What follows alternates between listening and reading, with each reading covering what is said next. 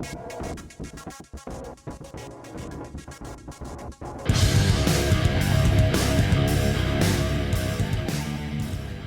hello, hello, and welcome back, everybody. The Product Uncensored show is finally back. Yes, today is episode 35 of the Product Uncensored show, and I'm your host, Colin Pal.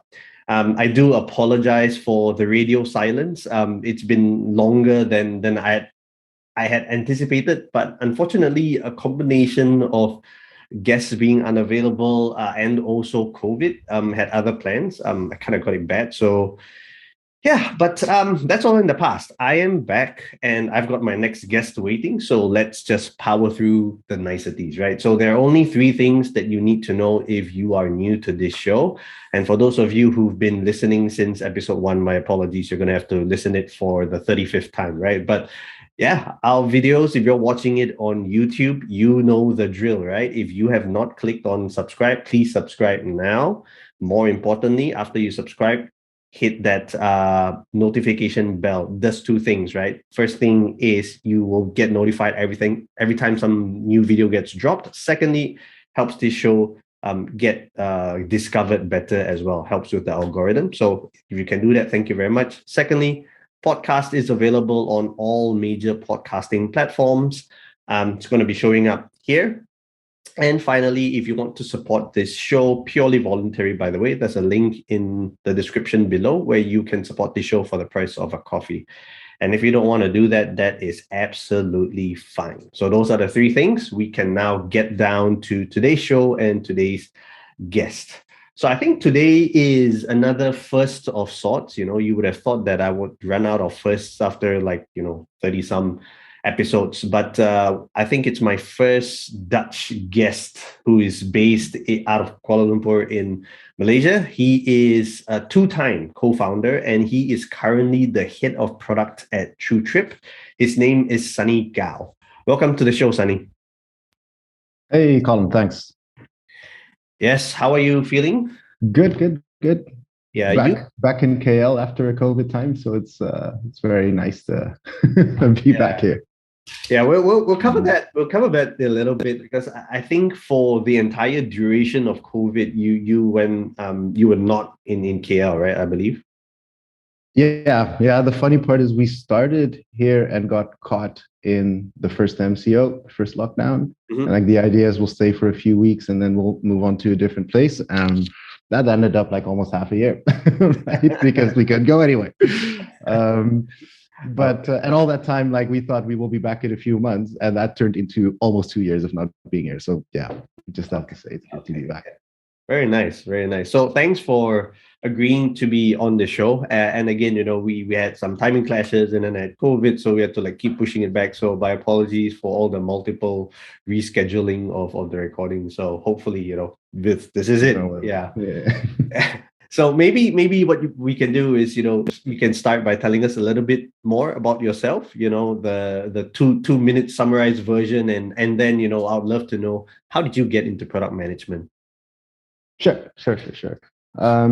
Yeah, I mean, I'm actually Dutch. I know I look very Dutch, but I was a basically Asian kid growing up in a city just outside of Amsterdam. So like my early days, like there, primary, high school, uni, I did all there. But just having that background of being a little bit different than everyone else, I think that's also kind of what sparked the product person in me, because it makes you think about why people are different, why they interact different, why things are different. And I think that's kind of got me to a place where I always wanted to try to figure that out, right? So that also went into things I did after high school. We did like entrepreneurial stints in e-commerce, growing up as a millennial kid, I remember what life was like without the internet. So when the internet came out, I was like, wow, you can do so many crazy things with this stuff. Right. And when that turned into actual like professional life, I could find jobs in that industry. Well, I was kind of sold. Right. So also my background has been in different like tech industries, but it also has been quite broad, from like project management stints to digital marketing, the growth to I tried engineering once on my own, which I realized that I shouldn't. Right. And then just figure out that everything related to product and predominantly like UX and usability is like my zone, right? That's Okay. kind of That's where I your love it. thing. That's your thing. Yeah. Exactly. Yeah, yeah. So I've got a curious question about something you just mentioned, right? You said you actually tried to be the engineer by yourself, and then you realized that you either didn't or couldn't do it. What was it that made you realize that this is not for me? Purely patience.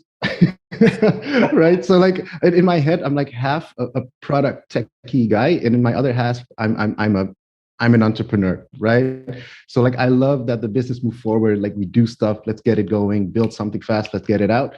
Once I try to build stuff on my own, I'm like, oh God, right? This stuff is complicated. And you need time, you need patience, you need to test stuff. And I'm very well aware that like the people that can do it and have that focus, that I really need to work with them.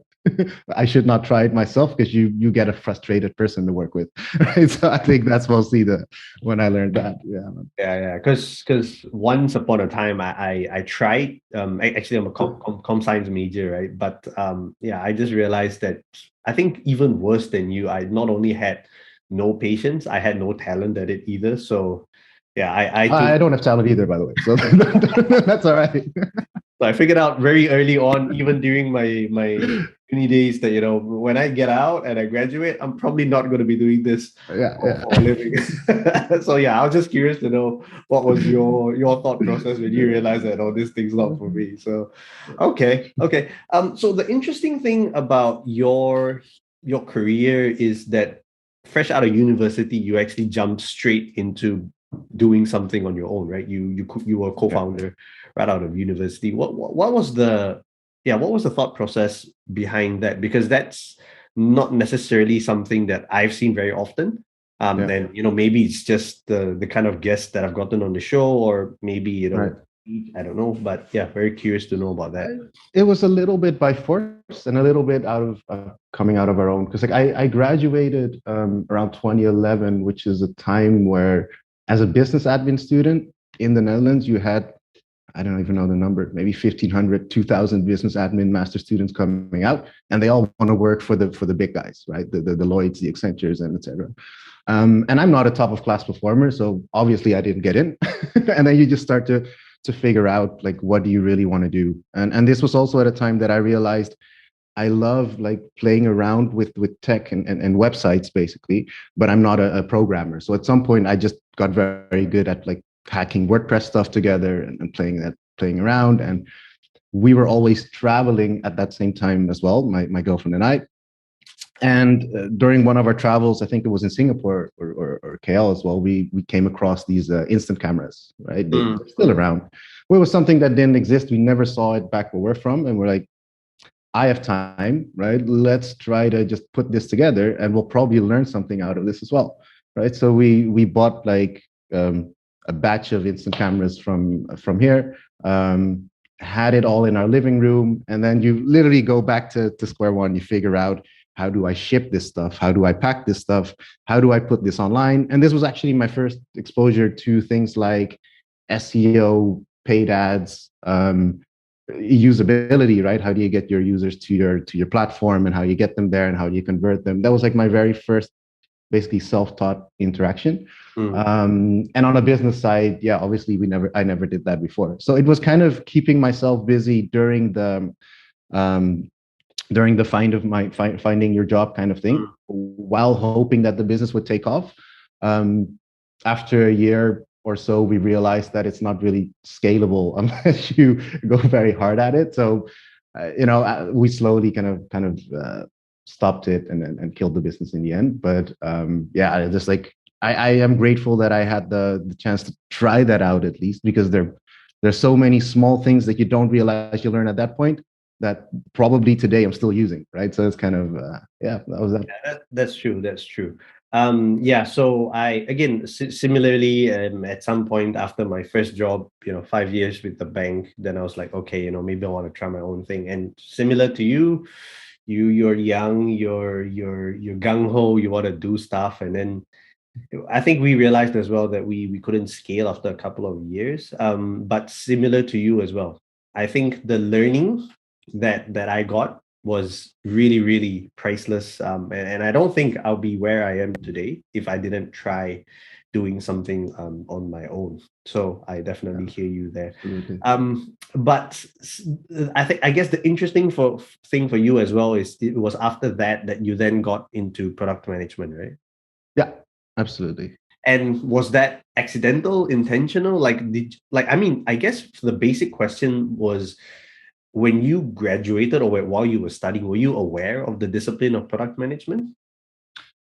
No, not at all. I don't even think it existed yet, like as a discipline. So my first job was at a B2B HR SaaS company, right? And when I joined, I think probably the first day that I joined was the first day that they wanted to implement Scrum into their team. And during that time, Scrum was like the buzzword in startups. Like they all wanted to do it. But no one really knew what it meant, and no one really knew yeah, how to do it as well, right? So I had no clue coming in fresh, and I just see like people interacting with each other. This is weird. And I think the role that I took on back then, which is product owner, that is still being used, I mean, that is kind of what evolved to what product manager probably is. I mean, a lot of arguments about this in the space, but I mean, I think the role that I took on there as a product owner came closer to being what product management is right now. And I think that I mean, the label, the title, that kind of shifted over the course of those like 10 years. Mm, But I think when I started doing that, right, I learned to love it, right? I think that's because it was in my head when I started to interact um, with these processes, with tools, with the people, and the business. I always thought that it would be a project management role, right? mm, But then you learn that you actually can go deep into matter, into content, into everything that you're building, which yeah, in my definition kind of defines the difference between that project part and the product part, right? mm. And that's the part that I actually really enjoyed. Yeah. That's true, right? Most of us who kind of stumbled into it probably went in with, nothing more than just hope and enthusiasm, and then we found our way through. So, It's such yeah. a hard role, right? There's no clear cut definition, and it's like people, like every business is different, and I think, to be honest, every product manager in every business is different, and they require a different type of product manager as well, which is why it's so hard to find probably the best fit for your team, right? Yeah. It's yeah.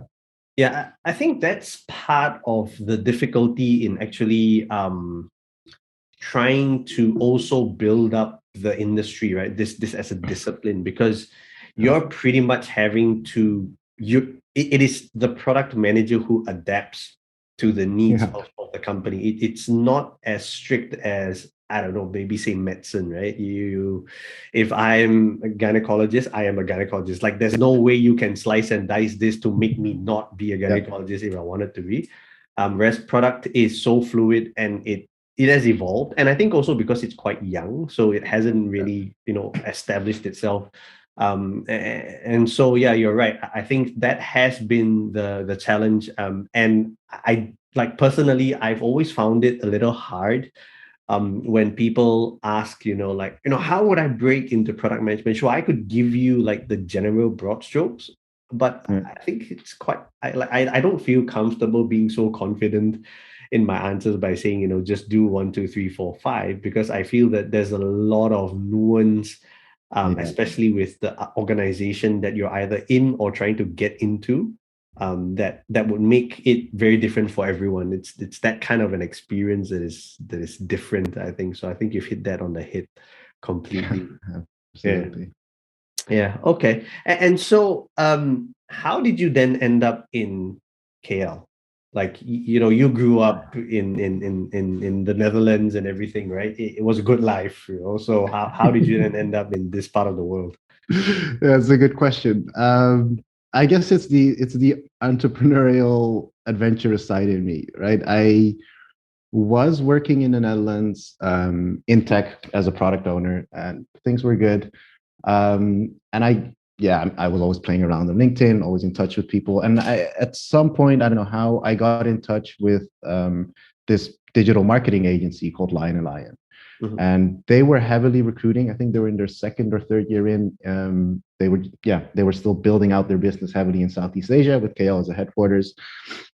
And after a few conversations, they were like, okay, we need some help building out our tech team, as they would call it, right? And I'm not a digital marketing guy because I came from product and UX and more product owner in that Scrum role. And they're like, I think there might be a good fit, right? And we basically need your help to build the tech team, work with clients, and I was pretty client focused at that time. So anyway, long story short, a conversation came out and an offer came out, and I was like, shit, should I actually do this? Right? Because you can imagine I was quite comfortable in the Netherlands. I'm like, don't I want to stay here, buy a house, have a good life? And if you would talk to my dad, it's like, Dad, I want to go to KL. It's like, are they paying you more? No.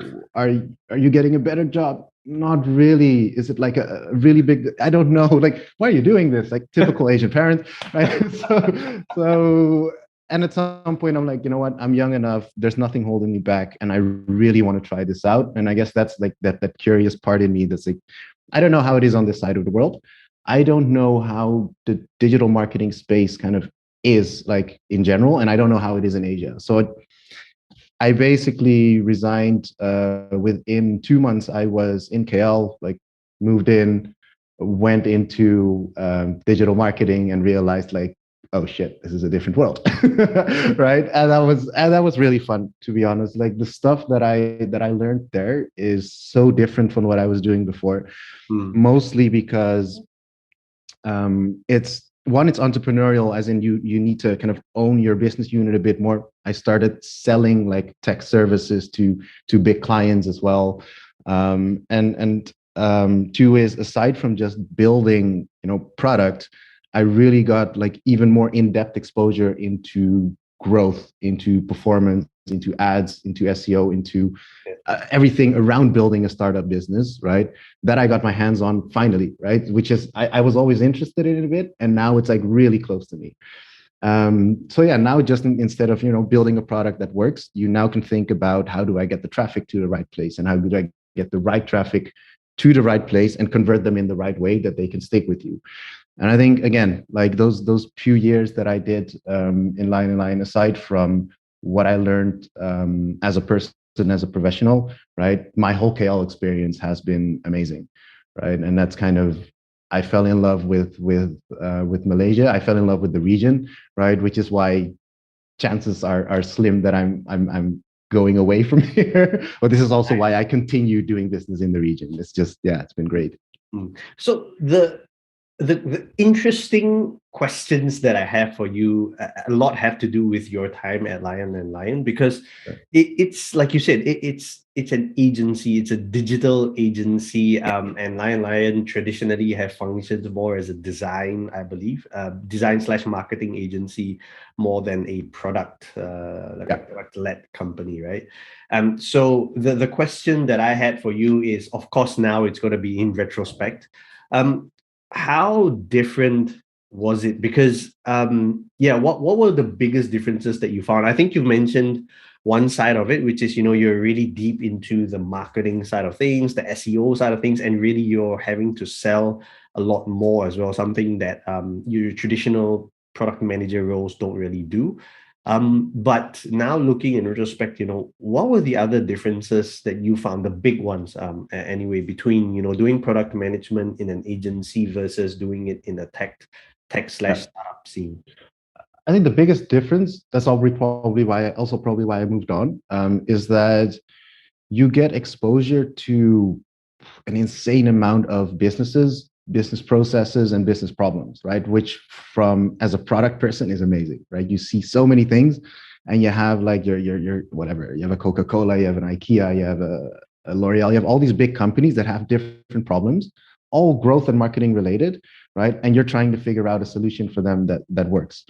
I think that is amazing, and that has the downside, because these are all projects as well at the same time, right? So what I loved about my agency time is that I got exposure to learn so much about business and different businesses, what I missed is the opportunity to go deep and kind of sit it through until the end, right? I guess for performance marketing and growth, it's a little bit easier because there are shorter outputs. But you know how it is to build a startup. Like you do a lot in a year, but you also don't do as much in 1 year. You know what I mean, Don't right? achieve.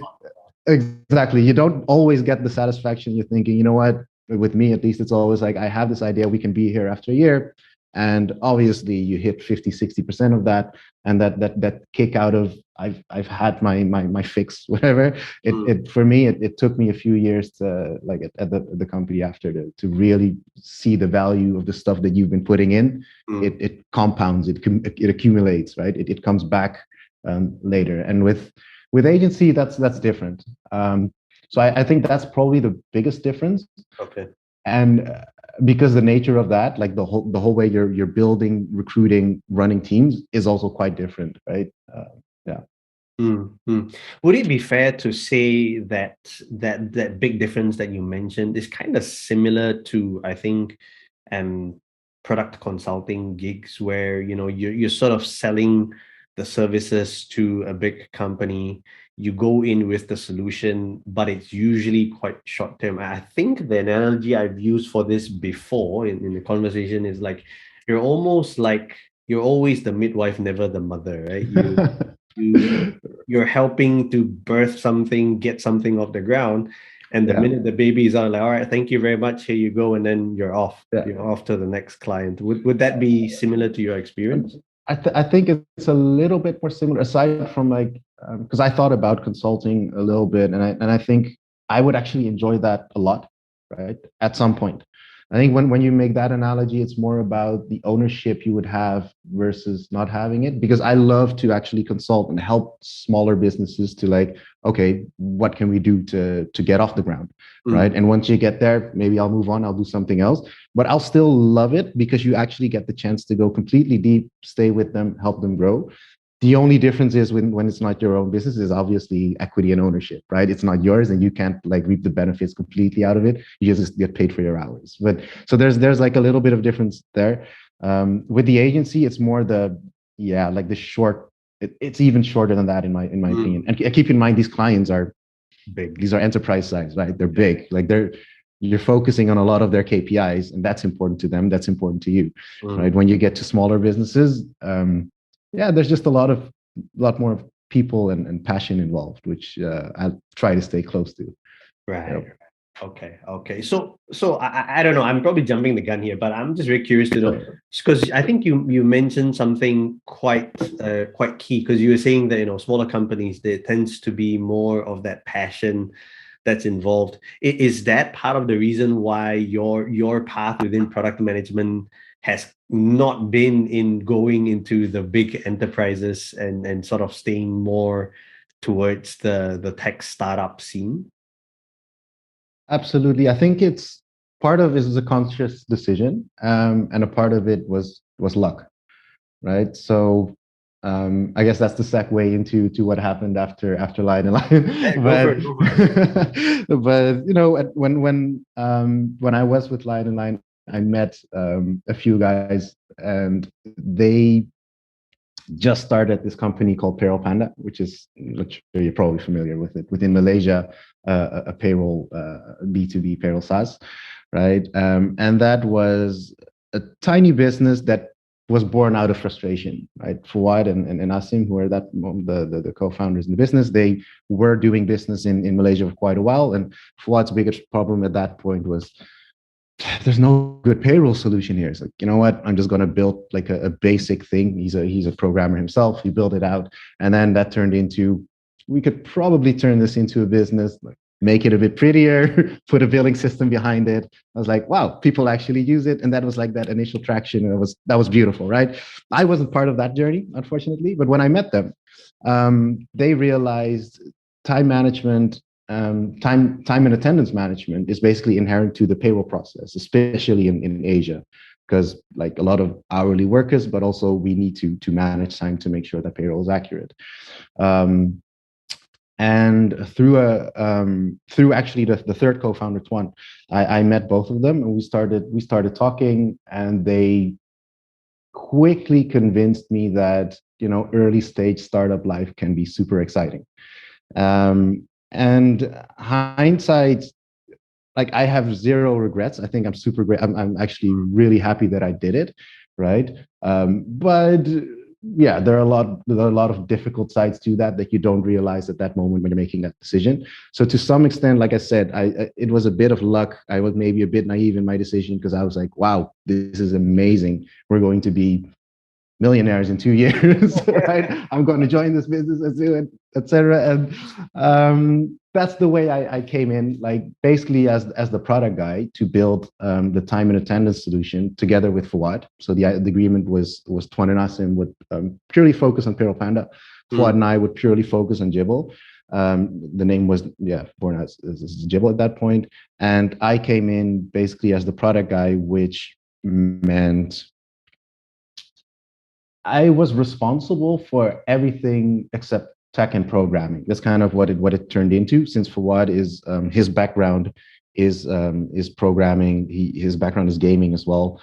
Had a few businesses in that, so he would handle like building out the tech team, and it kind of came down to everything related to growth, sales, customer success, and product would fall into the other co-founder, which is which is me, because you can imagine it was like the three of us. You had one programmer at that time, right? There's not that much like product and design work to do. Let them build the MVP. So I was focusing on everything else. And also, I suppose at that time, your experience in doing all the marketing and the pitching at Lion and Lion would come in really handy at that point in time, right? Because they're building it out. So you're busy trying to sell the idea to prospects at that point in time. A little bit. It was so the concept has always been B2B self-serve SaaS, right? So there was not a lot of sales and pitching involved yet, but there was a lot of thinking around how to find the right audience, how to find the right market, how to position yourself the right way that they can find you as well. And definitely my years at Lion and Lion really helped me, because all we did was think about that for our clients. And what I love now is like, oh shit, I can do that for myself now, right? And that bit was absolutely amazing. You're very insecure when you start doing that as well, because you haven't done it before. And then bits of validation from the market helped, and working with co-founders that you can find yourself with very closely as well, like personally and professionally, that you can just be honest and speak everything out from day one. That made a huge difference, because every time something went wrong or we couldn't figure it out, we're always eye level, and that makes it so much easier to say, look, dude, I don't know how this works. You don't know how this works. I'm just going to try this out. Let's talk in a few days, and if it fails, we'll try something else again, right? And that happened maybe 5 times before we hit something that gave us a little bit of traction, and then you celebrate. Like it's that tiny bit that you do, the two of you together first. If you keep doing that when your team is bigger, I mean, that culture kind of sticks with you. But yeah, that was really fun. It was okay. So like, you being part of Jibble / Payroll Panda, and you joined in as pretty much the first product person. What were the growing pains that you experienced as the company grew? Because I believe that Jibble has been pretty successful during your time there. It's grown by leaps and bounds. So yeah, what were the kind of growing pains that you had to maneuver through as the founding product person, especially as you start hiring your own team and the team gets bigger? Yeah, I think that's a difficult question. There's so many things, but so let me start. Like personally, when we started the business, this is also a good angle to come from. We started the business 100% remotely, and at that time, Fawad actually moved to Vienna, and I was in Kuala Lumpur, and our engineer was in Russia. So it was like the three of us were in completely different countries. And when we started the business, Fawad also said, look, I want to try to build this completely remote. It's a working model. In Europe and the US, companies are starting to do it, and it's working out. And I think we were probably one of the very few, maybe not the only one in Malaysia that were trying this, right? Because I was like, how is this going to work? Especially when you've worked in Southeast Asia long enough, everyone goes to the office, and it's like there's this whole culture thing. So I was a bit worried. And when I started it, I also found that extremely difficult because you can imagine that I came from line to line. We had 100 to 150 people running around the office every day. It's chaos. You talk to so many people. One day to the other, I'm sitting in my living room. I don't see anyone. And I'm building this business with like some people around the world. And personally, I have to say that was rough. It took me quite some time to understand that remote work isn't just sitting at home and doing your work and doing whatever you want. Remote work is a lifestyle that you need to change because if you're not careful, you're going to start to sacrifice things that you don't want to sacrifice, right? Some people have the problem of not working enough and finding it hard to motivate themselves. I got so excited in the business that I realized that, by Friday, I haven't left the house for literally since Sunday evening. And things like that this is not healthy. I need to figure out like how to have different interactions and find inspiration in my life as well, because otherwise you don't see people anymore. So I think that part, and this is more a personal thing, but that was difficult for me to figure out how to combine that properly. And I think, to be honest, it's a learning journey for myself and a lot of businesses, especially post COVID, right? To get that right. And I see so many companies still not getting that right. That I'm hoping that we'll get there at some point. So that was one bit, and the other bit is around the product. I have to say, oh man, there's so many things. I think that where we came from was very tech driven, right? We had one engineer, we had Fouad, you had myself, and we just had some problems that we tried to build a time management app. And the mistakes we've made were, I guess, very classic. At the same time, I'm happy that we made them. So they're very classic in the sense that we didn't think about our users first all the time, right? Because, well, 2 out of the 3 people in the team are engineers. So naturally, you start to think in systems and features like a little bit faster. So what started to happen, especially in the first 1.5 years, that we started to actually build a lot of solid features in our product. And after after 1.5 years, I started to look at it. I'm like, guys, I think 40% of these features we're spending time on are not being used. What are we doing? Right. And that's like, you fall into that trap that everyone kind of knows about because it's so satisfying to build new stuff and like to think out ideas and stuff, you still do it, right? And I think the biggest difference came when the first big hire, the first most impactful hire I did when we started to get a bit of traction was a product designer, right? And our product designer was so good that she started to question the entire business, including like what I'm like typical product designers. Why? And that's where we were at. And I think she basically transformed a lot of the things that we did, right? From is our objective onboarding growth? All right. Well, why are we doing this way? Why are we doing this in a certain way in our whole onboarding flow? How are we getting people from our website to our landing page to the sign up page? And how should we get them in a certain direction that we actually get them to do and want them to do, and that they can get the most value out of a product? And I think we spent too much time in the early days focusing on the tech, right, rather than on the users and the objectives. Right. And it's a hard balance because I see companies coming from tech doing that. I see companies coming from design and usability doing the other part, and then their tech is problematic and they have to refactor after a year. Right. So it's hard to say what is good, but I think hindsight, if I could have changed things, having a solid product design or at least a UX person in the team from the beginning would have made a lot of difference, to be honest. Yeah, sorry. I fully agree there as well. I have had experience in early stage startups, and where like you go in as like the first product person, and you're right. The first thing I did was like, no, I don't need another PM. Like, first thing I need is like kick-ass product designer, because I think you're right. And I think I lean a lot into the whole Marty Kagan, Teresa Torres product trio thinking, where it's the engineering, the product manager, and the product designer, which really kind of had that's where the magic sauce happens, right? Because everyone is thinking about a slightly different nuance of what is happening, and I think that really works. So I fully can understand how, that feeling that you must have got when you realize, okay, this product designer is really asking the hard questions, and you're having to also like, yeah, why did we do that, and why did we not do that? So yeah, I can fully.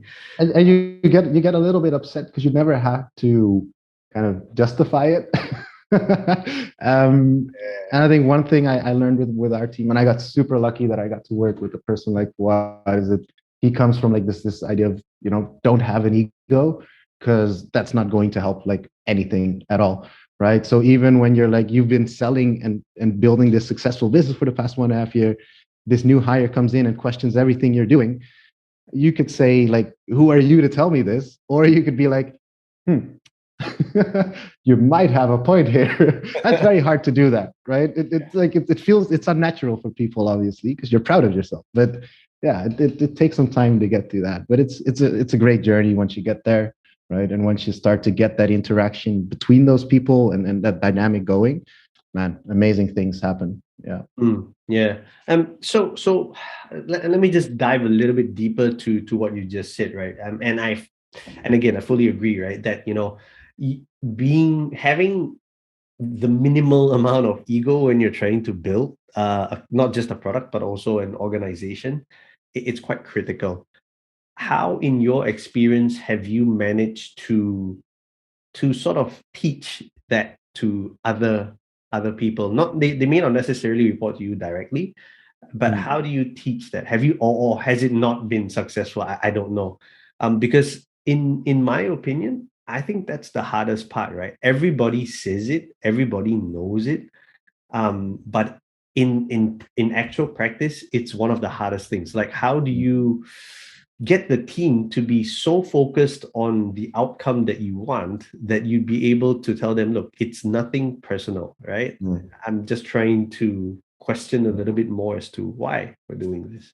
Yeah, that's a really good question. I think that's really rough. I think one of the few things that I've always found super challenging in my time at Jibble Group is indeed getting the team together to focus on specific objectives and outcomes, because obviously engineers want to build the best technical solution out there. Product design wants to build like an amazing experience, and product managers just want to hit like the best like business targets at some point with us, right? In the end, it comes down to people. Like, it really comes down to being as close as, for me at least, as close as I could to the developers, to the engineers as I can, right? Especially when you're in a smaller team, it's easier to say, look, this is where we're at in the business, right? We're in the second year, we're growing, we're not profitable, we're profitable, but this is where we need to be, right? And these are objectives, and these are the key results, how we're going to get there. And like, just having those conversations one-to-one, right? Trying to understand where they're coming from, trying to explain where I'm coming from, where the business is coming from, and trying to find that alignment. To be honest, that is the easiest, the fastest like thing that you can do to kind of get them on board. I think I've been super lucky with the people that I have in the team, that they all came from good backgrounds, but they also had the right mindset in terms of, engineers have always been like, we want to build like an amazing product, but or an amazing tech solution, but they completely understand, like, guys, don't over engineer it. These are the bits that we can hack. These are the business solutions that we need to do. And that communication has always been there, right? We've had one or two team members that didn't have that, right? And then either at some point we're successful with getting them on board. There are cases where there's just no fit, right? Where, yeah, unfortunately it doesn't work out. We need to find a different solution.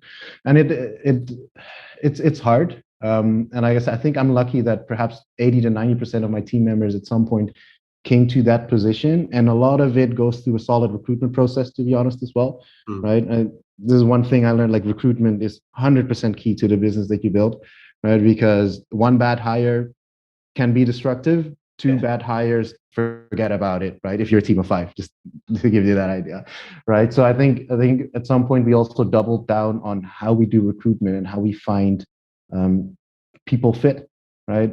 Just having enough conversations with them, trying to understand where they're coming from and what they're passionate about, right? I think the one thing that also helped with getting people to the point of, let your ego aside and work as a team is finding out if their personal passion, their objectives in life, but also in work, if it actually aligns with what we're trying to do as a business and as a team, right? Because in the end, yes, I was there to build the business, make it great, become like this amazing product guy, but at the same time, I loved being part of that family because we were really close, and we still are. Like I'm still in touch with a lot of them, and to some extent, if you find the people that you're that close with that you can go through all the shit but come out clean, basically, right? Then it doesn't really matter anymore. Right? Then you just have something special. Then you have that family that you can.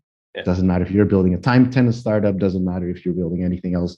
You can basically go through that together. I think that it's more personal than people think. I think very often it's not all business. I think that's good to but it's an interesting point you bring up, right? That it is personal at some stage, right? And I guess that's again the other conundrum for a lot of people, especially those who are in either leadership positions or management positions, where at some point you have to keep it professional, but at some point as well you have to be vulnerable in making it personal as well, right? Because in some certain cases, the way you get through to that person is being completely honest, open, and personal. And in certain cases, it makes a lot more sense to sort of just draw certain lines in the sand. Yeah, absolutely. I think you have a very good point. Because I didn't answer your question completely. I guess the easiest way is also for me that I try to lead by example as much as I can. Right. So you can probably ask my team members now at TruTrip or back in Jibble. Like I'm a pretty open book from the day that I start, in a sense. There's like, look, guys, this is what I have experience with. And this is all the stuff that I have no clue about and I need to learn. Right. And I'm going to make like a lot of bad mistakes. But the only thing that I want from you is just to call me out on it so we can figure out how to do it. Right. And I try to do that as much as I can, even in performance reviews with team members, even when we do sprint reviews. I'm like, okay, this is the stuff that I'm just not good at. And if you're expecting me to do it, then yeah, I'm sorry. That's not it right now. Right. So we'll have to figure it out together. And if you can be that honest about your failures and your miscomings, or whatever we call it, it makes it, I don't know, out of experience, it makes it easier to be with team members, because they see that, look, this dude can be 100% vulnerable. He's not dying. No one's shooting him down, and we're trying together. It makes it easier for them, of course, to say, okay, I'm uncomfortable with this, right? I don't have to hide anything, because it won't make a difference as long as we're trying. And I think that's the early stage mentality that kind of, if you can kind of hold on to that when you get bigger in a bigger team, that's will probably keep you going and help you build that successful team. Yeah, good point.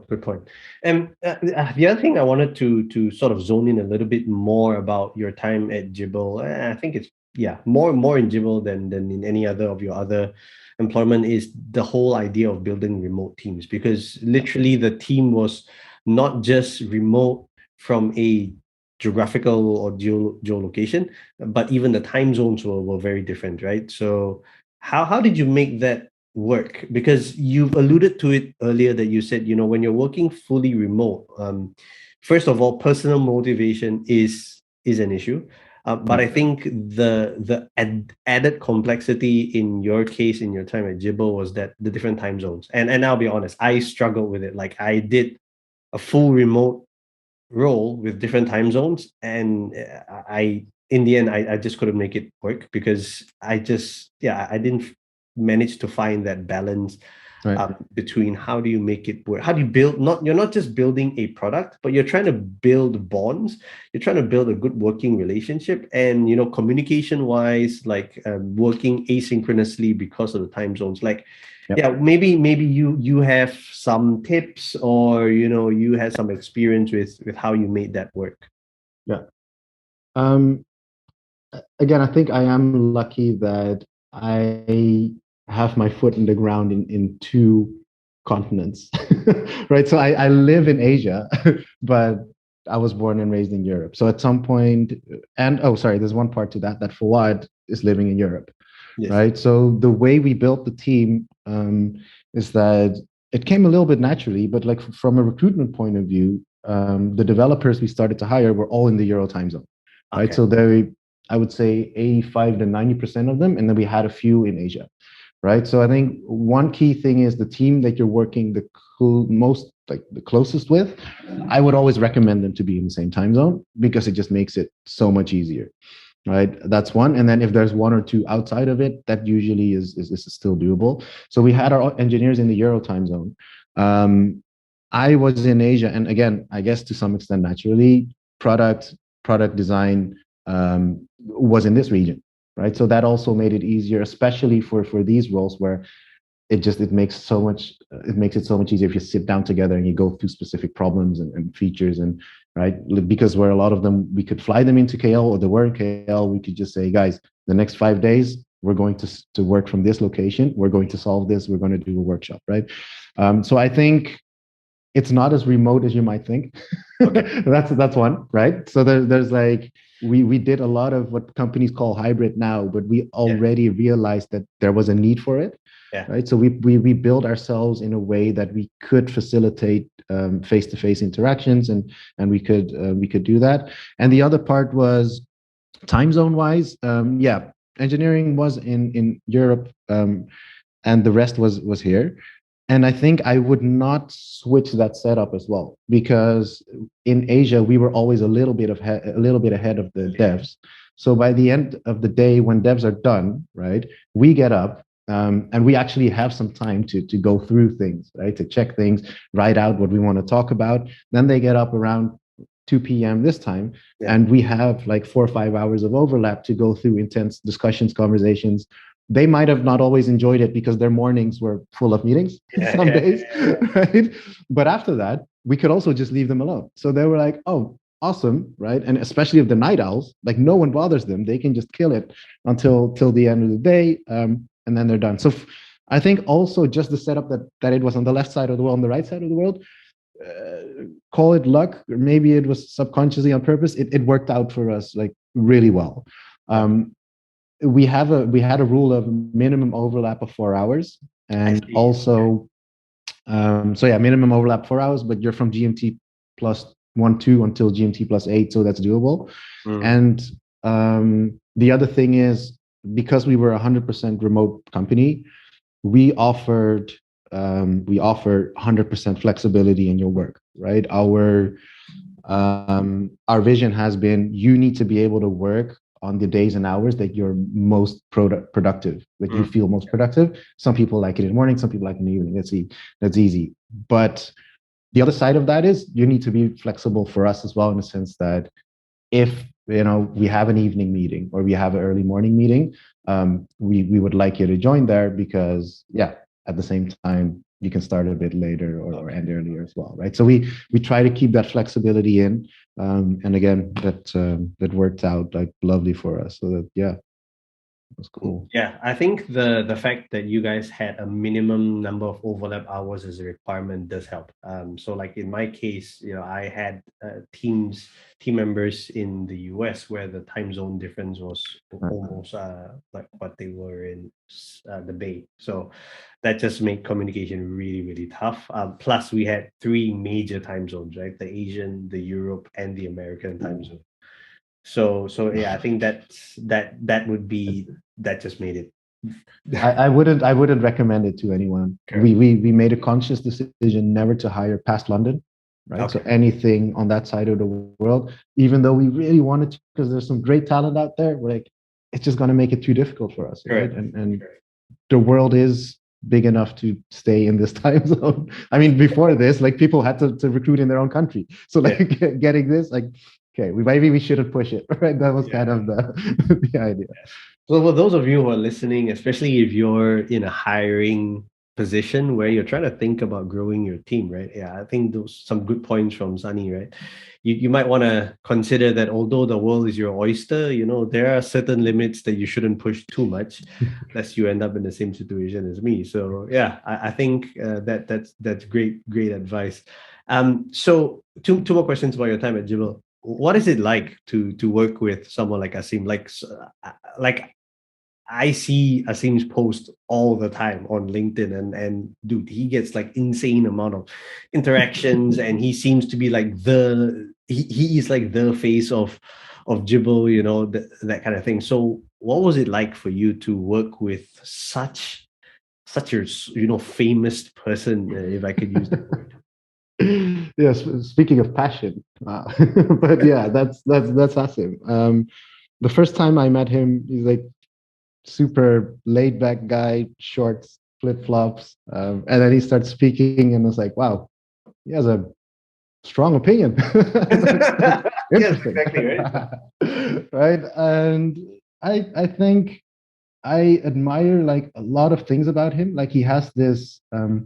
I think passion is the right word. He has this crazy relentlessness on specific areas and topics that he can dive into and be extremely good at, right? And if you use that, if he uses that in the right way at the right parts of the business, that goes extremely well, right? And especially if he enjoys it, like some of the things you see on LinkedIn, it's absolutely amazing, right? But if I would ask him about it, like, why are you doing it? It's like, well, I'm really enjoying it.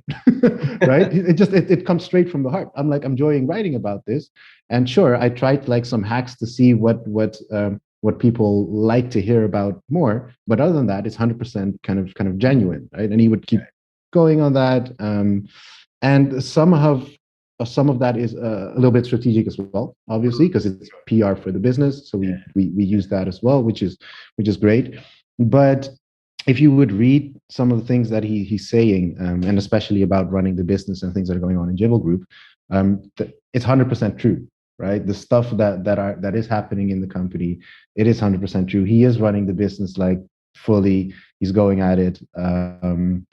And I think that passion that he has, right? You also, as a person, you also need to be able to deal with that, right? So there have been a lot of people in the business that find that extremely difficult, right? And then you get to learn to know yourself, right? Because he's not a person that, like me, and this is what I like about all of us, like there's no filter anymore. We can be 100% honest, and he is the person that would say to me, Sani, this is what you're doing fine, but this is horrible, right? And I'm like, good, thank you for that. Now let's try to figure that out. And for I guess specifically for juniors, that could be difficult, right? And you learn a lot about that, right? At the same time, he doesn't have time to coach everyone. So like even in my team, I would be a bit like, guys, this is the situation, this is the context, right? Yeah. Try to get the best out of it. And for me, I think I was fairly lucky that I'm at that stage in my life that I could work with that really well, right? And I started to understand what are the things that he should focus on, what are the things that I should focus on, right? And how can we kind of make this dynamic work? And that took a while. But yeah, I can imagine that for others that's challenging. But I mean, I have nothing. Yeah, like there have only been kind of crazy good passionate times with that with him and Fuad, to be honest. So how would you, or rather, how did you manage that? I'm sure that what comes with passion, strong opinions, and obviously just being 100% driven is that there are definitely going to be times where maybe even between the three of you, between Ford, Asim, and yourself, where you debate or you have different opinions, especially when it gets into your own space, for example, of Yeah, what your vision for the product is.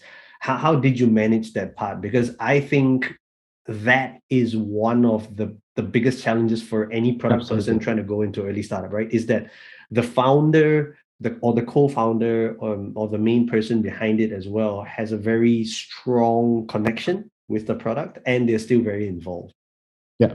Yeah, it's absolutely difficult. And that's the part where, me trying to say I have no ego, I'm open to everything. Mm. That's where it's challenged the most, right? Because where do you cross the line from I am fighting for sense and fighting for how do you call it? Fighting for this is our vision, this is what I'm to Mm. build, this is Mm. this makes sense for the business.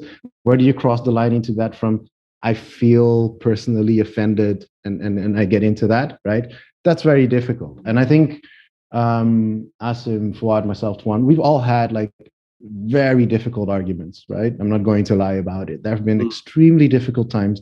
The business hasn't always been like this. There have been Yes. times that we've like had this hit, and Asim as a person doesn't shy away from like basically shooting all of us, including himself, down from the hell are we doing, right?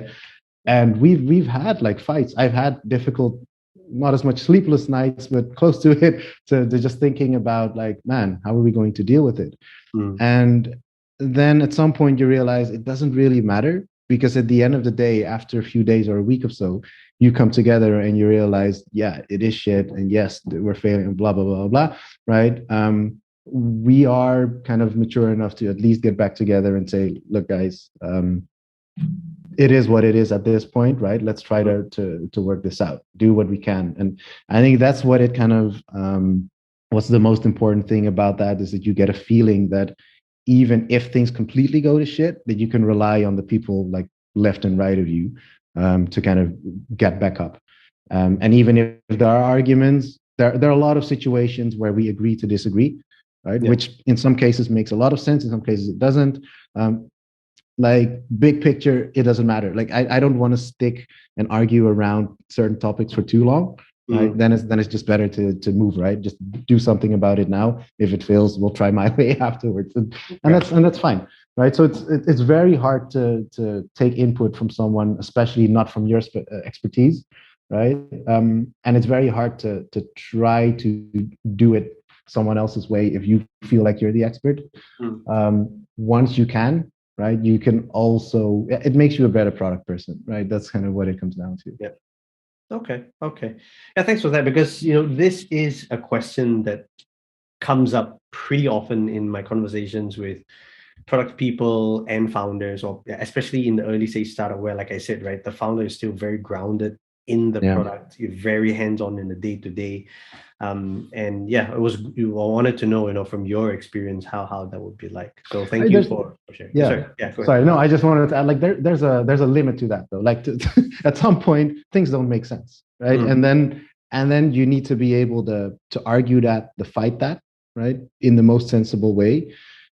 I think this is the beauty of being a product manager. In my opinion, like the product manager has probably the best people skills out of anyone else in the company, right? Because you deal with stakeholders up there, but you deal with whatever manual testers up there. Like the way you're interacting is 180, right? And you need to be able to switch within 20 seconds, probably.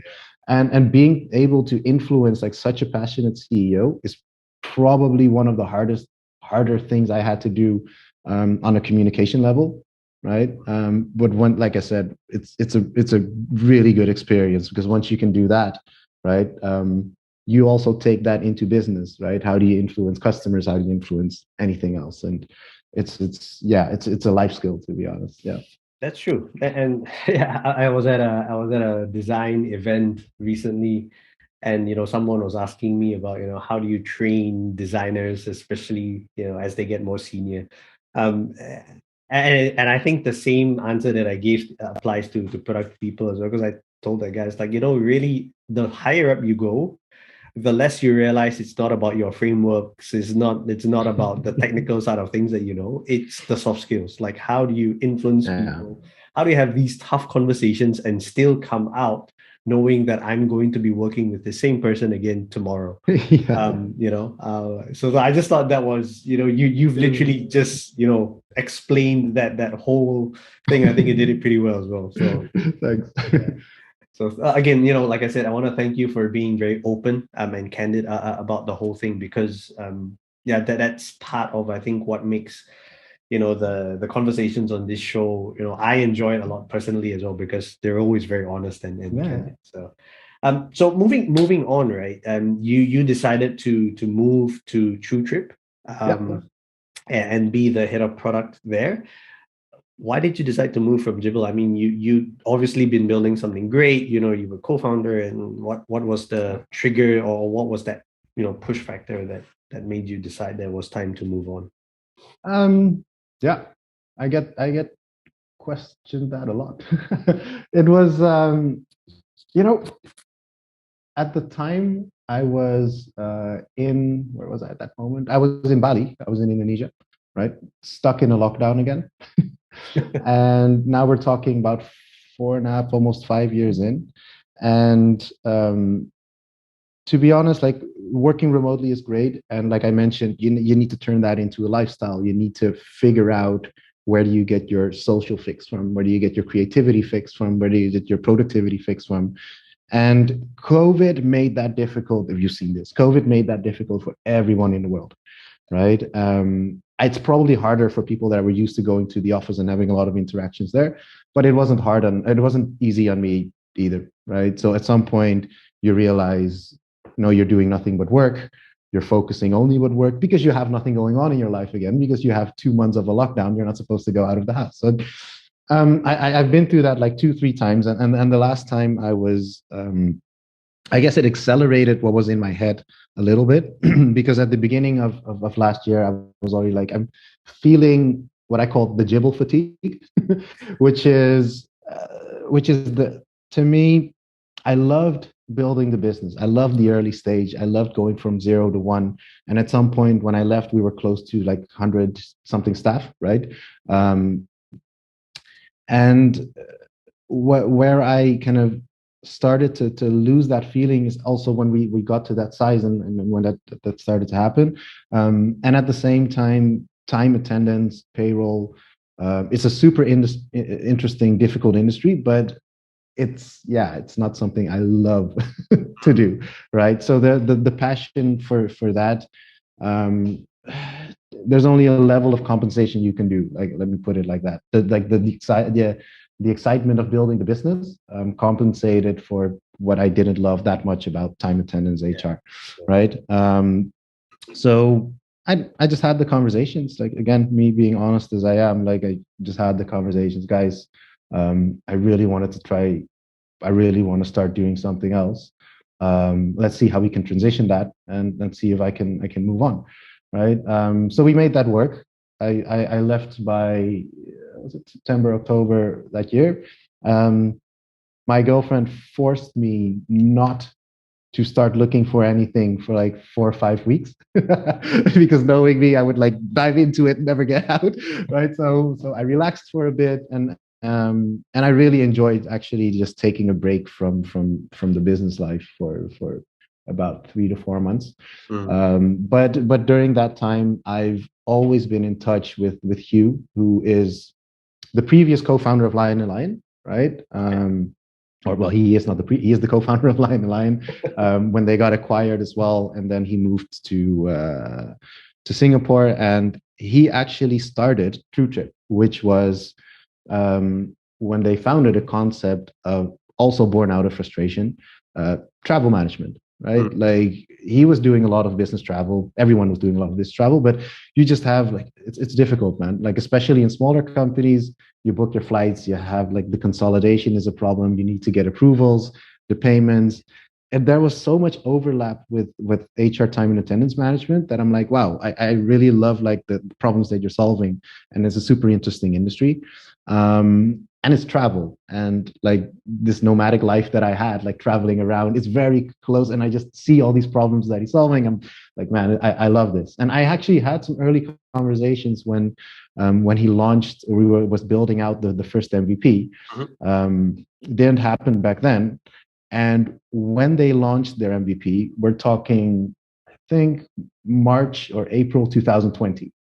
So Yeah. you can imagine how it is to launch a travel product when literally the whole world is closing their borders. And I remember myself thinking after a few months, like, wow, Hugh must be having like a rough time, right? Like you're at the point of we're getting traction, we're getting there. And I always had these conversations with him, like, how are you guys dealing with it? And I admired the bootstrapping during those 2 years, right? That he managed to kind of pull the team together and said, guys, obviously we're not there, not going to lie about it, but the potential for this is so good, and these travel problems are never going to go away, right? Let's try to make this work. And they pivoted to a few COVID-19 travel solutions, COVID entry check, which actually took off to some extent. But yeah, we know that to some extent that's also temporary, because hopefully COVID would die down, and we're getting to that place, right? So when I started to have these conversations again with you, he also mentioned, look, I would actually love to get you on my team again, right? Because we are confident that travel is going to come back next year, which is this year, right? Be it at a small scale. And what I really love about TruTrip at this moment is the way travel is coming back is so different from what it was in 2016, 17, 18, 19, right? People, like, companies are not just shooting their team members out to travel anymore for a quick conversation and come back, because there are a lot more risks involved, right? So the way business travel decisions are being made is completely different. Like, it's more about if I'm going to send you out, what's my return on this investment? Are we meeting objectives when we're traveling? Are KPIs being met? Like, a lot more thought is being put into it, right? And now I actually have the opportunity to build a product to help you solve those problems. And just the excitement of doing that kind of attracted me the whole time. The biggest doubt I had at that point is, like, do you really want to get into the travel industry in the middle of a bloody pandemic? And that's actually going to be a question that I had for you, actually. Like, you're pretty brave to jump into the travel industry during COVID. Like, I mean, yeah, granted that, we are going to move past this stage, but hell, we don't know how many years it's going to take before it gets back to this new normal, right? So yeah, so I thought about that a lot. I thought about the business a lot as well, and I think at the end of the day, what pushed me over is not that we're going to sell travel tickets or bookings or hotel accommodations. What I'm ultimately doing is I'm solving travel problems, right? And I don't care if that's going to turn out to be a flight ticket that we're giving, right? Or if it's a whole platform where people can basically figure out, how do I bring my people together for face-to-face interactions, or how do I do it virtually? Like, I don't know what the product is going to look like 2-3 years from now, right? But what I'm 100% certain of is there's value in personal interaction, in face-to-face meetings, because I've seen it, right? We've done team meetups in Istanbul with the Jibble team, and things came out beautiful. And I 100% am convinced of the value of it. Now it's just helping companies like get that out of their. I'm helping companies to get there as well. So I think I'm definitely convinced that we're going to get there. Could take a while, but I'm yeah. Like, and the second reason, to be honest, is I've always worked with Hugh in a very similar way as I work with Fuad. okay. 100% honesty, basically no ego. We can, go through shit together and come out clean, and that's worth a lot, right? So one of the main decision drivers for finding a new job is finding a team that you really love to work with, not just like, or that you can work with. You need to love to work with them, because if you're going early stage, you're not going to have an easy life all the time, right? And actually, the easy life is a short amount of time, right? So that was quite important to me as well. Okay. So picking up on that point, to you, right? Would it be a fair statement and to say that for you, the personal mission, or that that drive to want to be interested in not just the product but also the people that you're going to be working with, is a big factor for you? Yeah, 100%. I think you have people that love to go deep, right? They love to go deep in problems and products, etc. And you have people that love to be managers and work with people and understand people a lot more. And I find it so difficult to put me in one of those boxes, because I think I'm literally in between, right? I love analyzing, understanding, influencing people, hopefully in a good way, right? I love that bit. Like I get the most satisfaction out of some of my team members that came out of Jibble and that have like amazing jobs now. I'm like, holy shit, man! When you started with us, like you kind of didn't know anything yet, right? And that's, I don't know. I just love that. I just think in my heart that's beautiful. And at the same time, when I see difficult problems for businesses or a tech solution that we could build, I could go down the rabbit hole and disappear and come up with something as well. So I find that very hard. I do have a feeling the older I get, I just enjoy working with great people just more and more, right? Maybe when you're a bit younger, you're I don't know, it's just me. I was willing to sacrifice like some social interactions and just go deep in a kind of an engineering kind of way. That the older I get, I love to be closer to people I actually want to be with. Yeah. Okay, so sounds like what I'm hearing is it is really the people you can work with that makes all the difference. 100%. 100%. Like it has nothing to do with process, Yeah. business tools, because if you have the people around you that are good enough, you'll change it, right? That's the whole thing. Yeah. And I think that's what matters. Okay, okay. And so last question on TruTrip is you were talking about how, obviously joining the travel industry in COVID and all that, right? What do you see for the future of the travel industry? And I guess more specifically for business travel, right? Because I think TruTrip is a B2B travel solution. What do you think it looks like? What does the new normal look like? Hopefully once we get that past this, BA5 strain that's seemingly invincible. Yeah. I I thought about that a few times. The thing is, a lot of people had this feeling of like remote work is going to be amazing, and remote work is 100% it. We don't have to travel to see each other anymore, etc. And I think COVID played a big part of people realizing that, and you've seen it in multiple business, right? Well, I started working fully remotely in 2017. And if there's one thing I valued more out of working remotely is working together, right? So that's kind of funny that I'm kind of going into the other direction now. Yeah.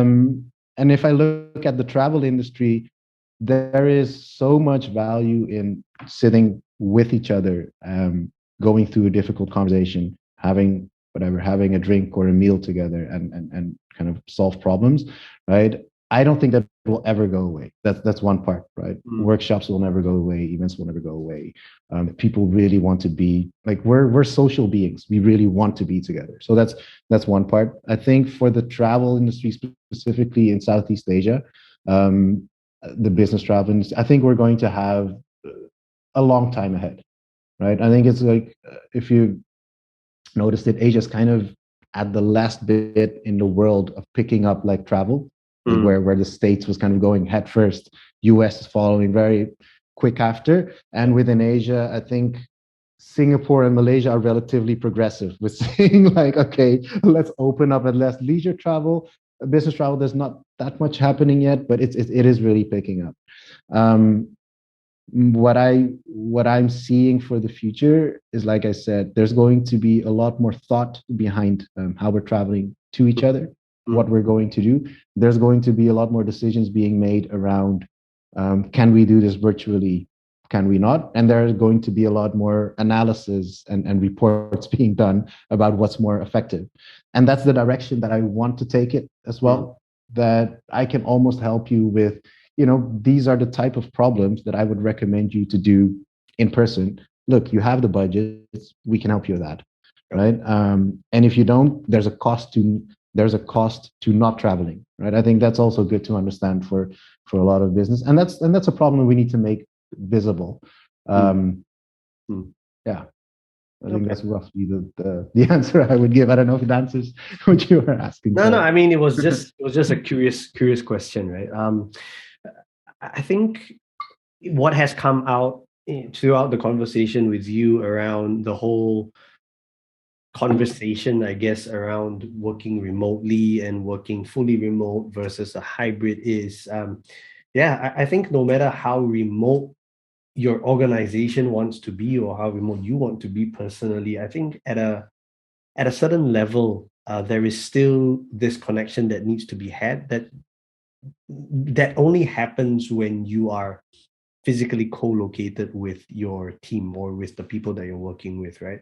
And that's something that I think a lot of companies who decide to swing all the other way from being 100% in the office to 100% remote, I think are realizing that it's a little bit hard to do both, right? Because nobody wants to feel like I'm forced to travel for an hour one way every day to go to an office when I don't have to, the days I don't have meetings. So I think the hybrid approach seems to be what works. Especially if, and even if you want to do fully remote, you're still going to have to make the effort to find time for teams to just come together, right? Even companies as fully remote as Basecamp spend quite a bit on making sure that their teams can still meet up at least twice a year. So yeah, I wanted to sort of close with that because that seems to be a big debate at this point in time, which is, bigger than just product, right? Do everybody has to go back to the office or does everyone go down the full remote path? And when I got asked about this during the early days of COVID, I actually think that the answer is somewhere in the middle, right? That you kind of need to be flexible. But I was keen to hear your thoughts just to close out this part. Yeah. I think the key thing there is what I said earlier, right? What we try to instill in Jibble Group, at least, is work when you're most productive or how you're most productive, and that applies to the team. And the most productive for the team doesn't always mean working at home. I think that's good to understand that for every company, every business, every team, it means something different. These are organisms, right? Every business is different, every person is different, every team, how they work together is completely different. Some need to work together to get that done. Yes. Some don't, and it is hard to identify it. There's no handbook for this. Yeah, correct. Sorry, I did say I wanted to close that off, but I actually had one last question for you, right? Because I believe TruTrip is based out of Singapore. Yeah, and HQ is based out of Malaysia. So what's the working model like for you and the team? Is it going to be similar to Jibble or? We're 100% remote, but same. So we have offices in Singapore, Malaysia, and Indonesia. Actually, so I'm in between. Well, I'm living in Kuala Lumpur, but I'll be in between countries because we have team members everywhere. Obviously. This time, one time zone, and it actually makes it a lot easier. And it's going to be so much easier also to get people together. You're in the region, right? Yeah. So even I'm assuming business travel will pick up easily. We can bring everyone together again when needed. So yeah. Okay. All right. Yeah. Okay. Thank you. So let's go to the final section of the show, which is, where I asked you to choose a song that you would recommend. And so, yeah, why don't you introduce the song and then maybe talk a little bit more about why you chose this song? Sure. I thought about this one as well. So I grew up millennial 80s, 90s, 2000s. Like I grew up with a lot of hip hop and R&B and like where I'm from, right? And predominantly hip hop, I guess. And at some point, Linkin Park came out, and I was like, "Wow, this rock stuff sounds different. Like these guys have beats. That's pretty cool." And it was a matter of time until that started it was just a matter of time until someone started to pick that up and do a collision course with them, as they called it, which turned out into one of their hits, which was Numb, Encore. And why I picked this song, I think it's just such a representation of product life in general on so many levels, right? Like on the one hand, in that song, you have Jay-Z like going at it, give me an encore, I'm beautiful, I'm great, I'm the best in the world. And then you have Linkin Park, like you have Chester at the other end, being absolutely depressed, like, I don't know what you want from me, like, give me a clue. And I'm like, wow, that's like that can be 1 week in an early stage product manager's life, right? like, oh man, I hate my life. And next day I'm like, wow, we did something amazing. So that was like one level. and the other part is, I just like love the, I mean, it's a product masterpiece. It's like they found two audiences, right? And managed to find a solution to well, in this case, in the entertainment industry, which just made their market like so wide. Like they marketed it, they branded it, came out, and like the song actually came out, even in my opinion, even better than those songs separate, which were already like great hits, right? So I think that's probably the reason why I wanted to, yeah, to bring this one out to the audience. I hope everyone already knows it, but if they don't, check it out. Yeah, I mean, check it out. I think the link should be up here somewhere, as usual. I always end up pointing in the wrong direction, but yeah, it'll be there somewhere. Yeah, I think just a big call out to Chester as well, RIP. Yeah, I'm when they came out, like it's like this white dude can really scream. Yeah. So yeah, and it's sad, but what happened? But yeah, I agree, right? One of the things that's always been really amazing about Linkin Park as a band. So I probably identify more with Linkin Park than with Jay-Z, but the interesting part was they always managed to sort of reinvent themselves, right? Yeah. And thread this very interesting line between where rock and rap and hip hop sort of merge, and they've managed to do that pretty well. And totally hear you on the on how that feeling while listening to the song is how it could reflect the life of a product person. Maybe not even a week; it could be in the same day, right? So Yeah, very true. It takes a specific human being to deal with that. Right. yeah, I think sometimes we product people are. I think we need to have a little bit of narcissistic tendencies in order to survive, right? Because you need to at some point enjoy the pain a little bit, because yeah, how else do you survive? I don't know. I mean, I'm still trying to figure out, what is it that makes us tick, all of us in the product scene. But usually the similarities is, like I said, like we can take a lot, and we power through. We do it. So yeah, I think that's a awesome song that you chose. Yeah. Numb, Encore by Linkin Park and Jay-Z. So yeah, thank you so much, Sunny, for coming on the show again. And like I said, being absolutely open and candid, really reflects in the stories that you've told, your experiences. And so just to close out this episode, did you have anything that you wanted to leave with our audience, like any either advice or anecdotes, or I don't know, funny story? Advice, anecdotes are fun. I'm not going to do that.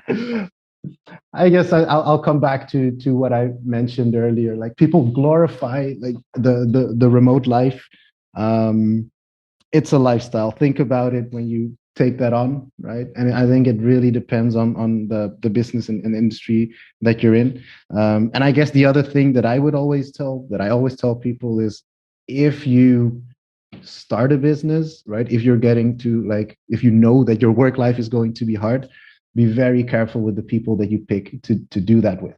Right? If you're a little bit uncertain and it's going to be hard, or you have doubts that you can't connect with this person, you can't go through all the pain together, you might want to reconsider like that team. And this is also why I personally found it super hard to find a next startup to join. Right? I think it might be a little bit easier if you go to a scale up / enterprise or big corporate, where you can get into a team and work with them, because it might not be as intense. Yeah. When you're starting a business, make sure that the person that you're close with, make sure that you love working with them, and not just accept them. That's like there's a huge difference between that. Yeah. Don't So compromise. Yeah. Exactly. That's the one thing you should not compromise on, because if once you can find the right click, you can handle anything. Like, even if it's closing the business and starting a new one, I've seen friends do that as well. Doesn't matter as long as you're with the right team, right? Here. All right, ladies and gentlemen, boys and girls, everybody in between. That was Sani Gouw, the head of product for TruTrip. And well, I wish him all the best, and also to hear more stories about TruTrip. Hope this episode has been enjoyable.